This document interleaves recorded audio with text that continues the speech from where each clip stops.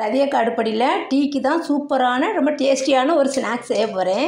எங்களுக்கு ரொம்ப பிடிச்சது ஈவினிங் டைமு. இது வந்து அக்கா எண்ணெய் காய வச்சுருக்கிறேன். ஒரு ஷிஃப்ட் ஏற்கனவே நாங்கள் போட்டு சாப்பிட்டாச்சு.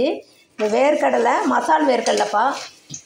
இந்த மசால் வேர்க்கடலை எப்படி செய்கிறதுனா, நம்ம வந்து ஒரு ஸ்பூனு கடலை மாவு, ஒரு ஸ்பூனு கார்ன்ஃப்ளவர் மாவு, ஒரு ஸ்பூன் அரிசி மாவு, ஒரு அரை ஸ்பூன் மிளகாத்தூள், அவ்வளோதான். சால்ட்டு போட்டு நல்லா பிரட்டி வச்சுட்டு அக்கா அப்படி கொஞ்சம் ஒரு 10 நிமிஷம் ஊறினோன்னா அப்படி போட்டு எடுத்துரு.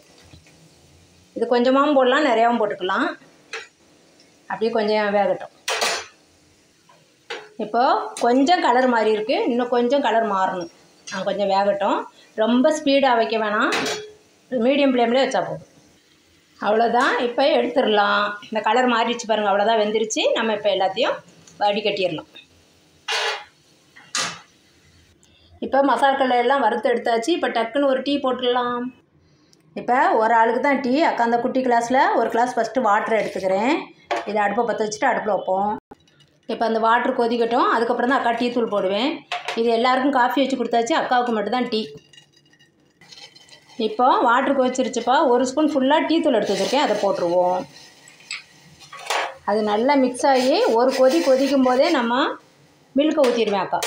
இது அதே வாட்ரு எடுத்த கிளாஸில் தான் 3/4 கிளாஸ் ஃபுல்லாக மில்க் எடுத்து வச்சுருக்கிறேன்.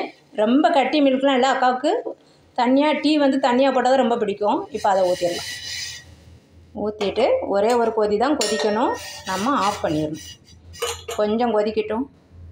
அவ்வளோதான். இப்போ வந்து டீ கொதிச்சிருச்சு. ஒரு கொதி கொதிச்சோன்னா அப்படியே நம்ம அடுப்பை மூடிடலாம்.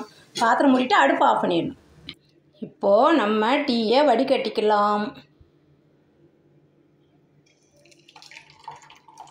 அக்காவுக்கு இப்படி போடுறது தான் ரொம்ப பிடிக்கும். நல்லா டீ வந்து தண்ணியாகவே இருக்கணும், கொஞ்சம் டிகாஷனாகவும் இருக்கணும். இதுதான் அக்காவுக்கு ரொம்ப பிடிக்கும்.